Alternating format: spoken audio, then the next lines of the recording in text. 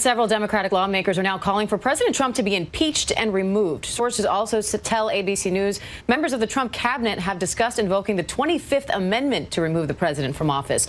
President Trump is in the White House this morning, reportedly becoming increasingly isolated as some staffers abandon him. Let's bring in senior editorial producer John Santucci for the latest inside President Trump's world.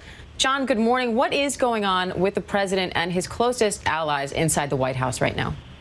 Diane, good morning to you. It is pretty quiet at 1600 this morning, and speaking to sources, some of whom have gone into the building, others who have. The history books will likely record this week not merely as a political scandal, but as an autopsy of a living presidency. We are watching the precise moment where the necrotic tissue of a lawless administration finally forces the host body to reject it. For years, we have discussed the threat Donald Trump poses to the institutions of American democracy from the outside, the attacks on the judiciary, the intimidation of the press, the erosion of electoral norms. But we missed the diagnosis. The fatal blow was never going to come from the Democrats or the Department of Justice or the United Nations. The terminal diagnosis is coming from inside the West Wing. We are looking at a Caesar moment. But unlike the Ides of March, this betrayal is being drafted on official White House stationery, signed by the very loyalists handpicked to protect the king. Let's strip away the noise and look at the raw intelligence that is currently shaking the foundations of Washington. On January 10, 2026, just weeks into a second term that was promised to be a tour of vengeance, leaked cabinet communications have confirmed the unthinkable. Vice President J.D. Vance, the man selected specifically for his perceived malleability and aggressive loyalty, has reportedly secured 9 signatures from principal officers of the executive departments. Do not gloss over that number. 9. Under Section 4 of the 25th Amendment to the United States Constitution, the Vice President requires a majority of the cabinet to transmit a written declaration that the president is unable to discharge the powers and duties of his office. There are 15 cabinet positions. A majority is 8. J.D. Vance has 9. This is not a whip count. This is not a preliminary discussion. This is a loaded weapon sitting on the desk of the vice president, with the safety explicitly clicked off. This means the constitutional threshold to strip Donald Trump of his authority has already been met. The only variable remaining is the timing of the transmission. We are no longer in the realm of political speculation. We are in the realm of procedural execution. To understand why this is happening now, why the loyalist firewall has suddenly crumbled into a firing squad, we have to look at the catalyst. The trigger wasn't a mean tweet or a diplomatic gaffe. It was blood. The unauthorized military operation in Venezuela, a raid authorized by President Trump without the notification of the Gang of Eight, bypassing the War Powers Resolution, and ignoring direct intelligence warnings, has resulted in a catastrophic loss of life. 12 civilians dead. International condemnation from the UN. A diplomatic crisis that has isolated the United States overnight. But the body count isn't what turned the cabinet. It was the president's reaction. Instead of managing the fallout, Trump authorized a purge. He fired National Security Advisor Walls. He liquidated over 20 mid-level staffers in a rage-fueled attempt to plug leaks. He went to Truth Social, not to mourn the dead or explain the strategy, but to declare victory and attack his own generals. That was the breaking point. The cabinet realized that the erratic behavior was no longer a quirk of his management style. It was a systemic liability that could lead to global conflict. They realized that in a second term, without the guardrails of adults in the room, like Mattis or Kelly, Trump's impulses were immediately translating into kinetic military action.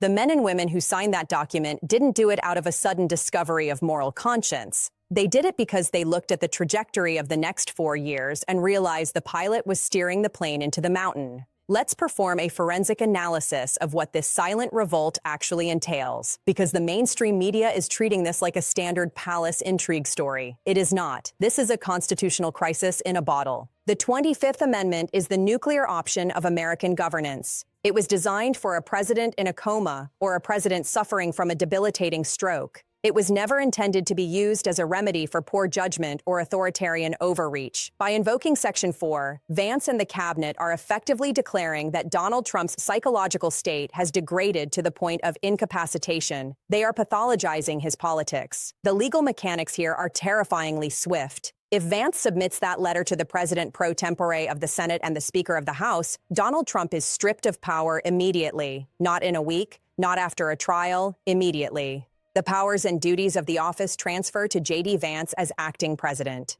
Trump, of course, can transmit a letter declaring that no inability exists. That would restore his powers, unless Vance and the cabinet transmit another declaration within 4 days stating that he is, in fact, unfit. At that point, the Congress must assemble within 48 hours to decide the issue. They would have 21 days to vote. It would require a 2/3 vote in both houses to remove him permanently. But here is where the Caesar moment becomes truly dangerous. The leaked intelligence suggests Vance isn't worried about the congressional vote yet. He is banking on the initial shock. He is banking on the fact that once power is stripped, the Republican Party, currently hemorrhaging support, will breathe a sigh of relief. Look at the data. A Gallup poll conducted immediately following the Venezuela disaster shows a 65% disapproval rating for the president's handling of the crisis. That is a supermajority of the American public turning their backs on the administration 3 weeks into the term. But even more telling are the betting markets. Prediction platforms like Kalshi and Polymarket have seen a violent swing in the last 48 hours. The odds of a 25th Amendment invocation by February 1st have skyrocketed to 75%. Smart money is betting against the president's survival. The markets are pricing in a regime change.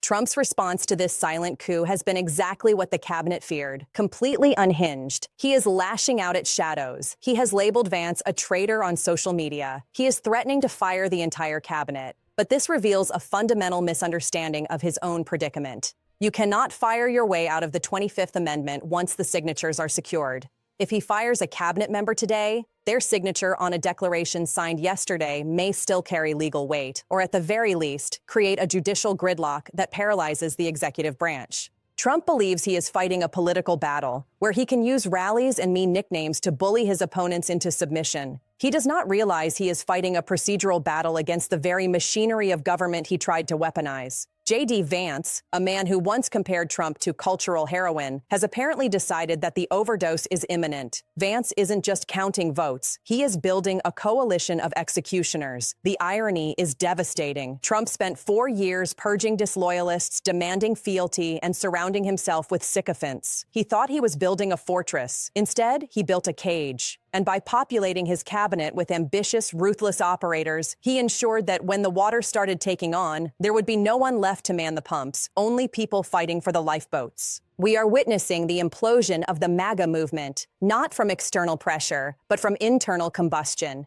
The deep state isn't coming for Donald Trump. His own vice president is. The people he trusted most are the ones holding the knife. This is a precarious moment for the Republic. A paralyzed presidency, a mutinous cabinet, and a vice president measuring the drapes while the president screams into the digital void. The instability is palpable. The markets are trembling. Our adversaries are watching. The mainstream narrative is going to try to soften this. They will tell you it's just rumors. They will try to both sides this into a standard political disagreement. They are lying to you to keep you calm. They are terrified of admitting that the American executive branch has effectively collapsed. We don't do calm here. We do truth. And the truth is, the paperwork is ready. The signatures are dry. The revolt is not coming. It is here. If you are tired of being spoon-fed sanitized narratives by corporate networks that are too afraid to call a coup, then you are in the right place. We are documenting the fall of an administration in real time, without filters and without fear. This is the only place you will get the raw, forensic analysis of the events shaping your future. Don't just watch history happen. Understand it before the rest of the world catches up. Subscribe now to get the unfiltered intelligence reports that the mainstream media refuses to touch.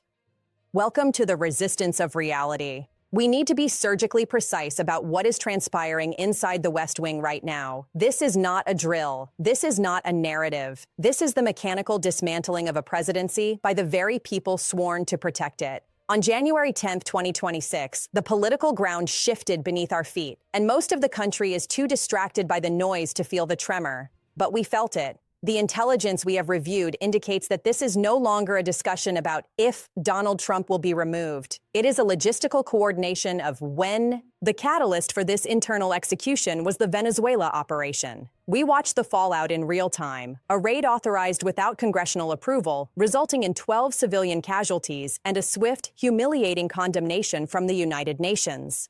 In a functioning administration, this would trigger a diplomatic crisis.